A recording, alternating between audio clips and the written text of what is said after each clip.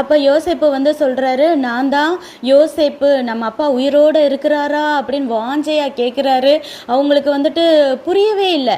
எப்பயுமே ஷாக்கிங்காக ஒரு நியூஸ் சொன்னோன்னா நம்ம மைண்டு அது கொஞ்ச நேரம் என்னன்னே புரியாமல் முழிக்கும்ல, அதே போல் அவங்களும் என்ன செய்கிறதுனே தெரியாமல் முழிக்கிறாங்க. அப்போ யோசேப்பு சொல்கிறாரு, என் பக்கத்தில் வாங்க அப்படின்னு சொல்கிறாங்க.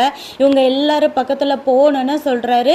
நான் தான் யோசேப்பு, எகிப்துக்கு போகிறவங்ககிட்ட என்னை விற்று போட்டிங்கல்ல அந்த சகோதரன் யோசேப்பு நான் தான் அப்படின்னு சொல்கிறாரு. ஸோ உங்கள் சகோதரன் யோசேப்புன்னு சொல்லியிருக்கலாம், ஆனால் ஒரு சின்னதாக ஒரு குத்தி காட்டி நீங்கள் விற்று போட்டவர் அப்படின்னு சொல்லிட்டு சொல்கிறாரு.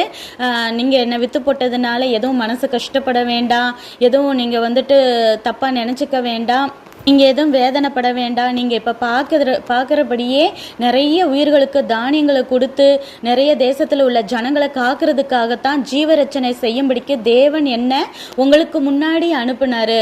நீங்கள் அல்ல, தேவனே தான் என்னை அனுப்புனாரு. அதனால் நீங்கள் எதுவும் பயப்படாதீங்க, நான் உங்களை ஒன்றும் செய்ய மாட்டேன், உங்களையும் உங்கள் குடும்பத்தையும் வம்சத்தையும் எல்லாரையும் காப்பாற்றுவேன் அப்படின்னு சொல்லிட்டு சொல்கிறாரு.